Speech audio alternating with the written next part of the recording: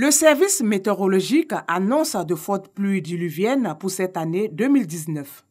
Des pluies abondantes que celles de l'année 2018 qui ont d'ailleurs endeuillé des familles.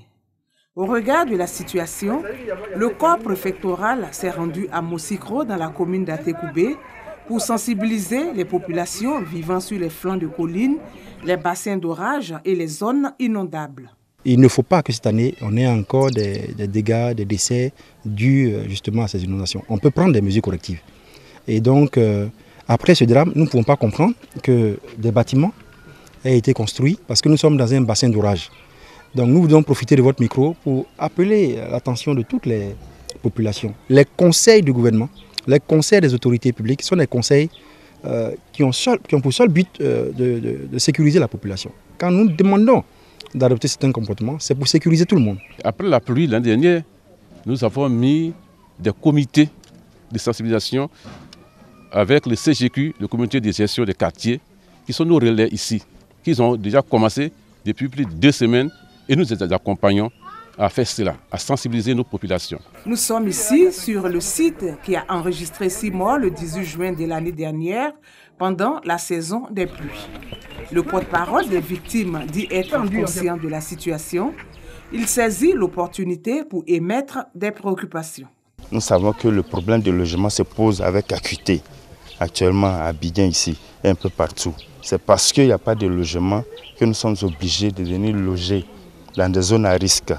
Et encore, il faut voir la bourse aussi. Les loyers sont chers dans les zones où il n'y a pas de risque. Le préfet d'Abidjan compte multiplier les visites de sites à risque. Objectif, faire de la prévention pour ne plus revivre d'éventuels drames en saison des pluies.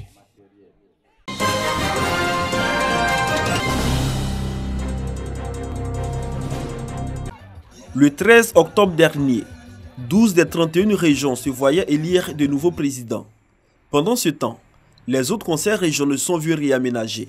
Aujourd'hui, il s'agit d'insuffler un nouveau dynamisme à ces structures pour le développement de nos régions. Pour le faire, la RDCI, Assemblée des régions districts de Côte d'Ivoire, fêtière de cette structure, lance à Grand Bassam son séminaire inaugural de la nouvelle mandature. Afin de répondre efficacement aux attentes des populations d'ici à 2020, les collectivités territoriales sont amenées à jouer un rôle majeur relativement à leur mission de développement de proximité, afin de favoriser la réduction de la pauvreté, l'inclusion économique et financière, la cohésion sociale, la création d'emplois et l'amélioration des conditions de vie des populations, notamment les plus vulnérables et celles vivant dans les zones rurales.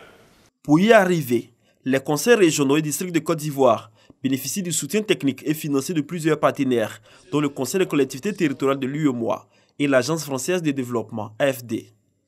Cette année va démarrer sur le terrain le projet de développement économique et écologique des territoires ruraux, connu sous le nom d'Écoterre, dans 8 régions de la Côte d'Ivoire: Cavally, Guémont, Tonkpi, Bafing, Ouorodougou, Béré dans l'ouest, ou encore Bunkani et Gontungo dans l'est. D'un budget total de 23 milliards de francs CFA, financé sur fonds C2D, elle va soutenir le développement agricole, la gestion durable des ressources naturelles et la gouvernance foncière dans chacune de ces régions. Le ministre de l'Intérieur et de la Sécurité, représentant le chef de l'État, invite les présidents des régions et gouverneurs de districts à s'investir davantage pour la mise en œuvre pratique de la politique sociale du gouvernement. Je voudrais donc vous inviter, dans l'élaboration de vos programmes triennaux, de faire en sorte que vous ayez un programme social régional pour vous permettre de suivre les questions d'emploi des jeunes, les questions de besoins sociaux de base de nos populations dans vos différentes régions. Ce sera ça notre meilleur plaidoyer pour nous faire prendre en compte de façon significative dans la mise en œuvre du programme social du gouvernement. La politique de décentralisation financière occupe également une place de choix dans cette mise à niveau de 2 jours.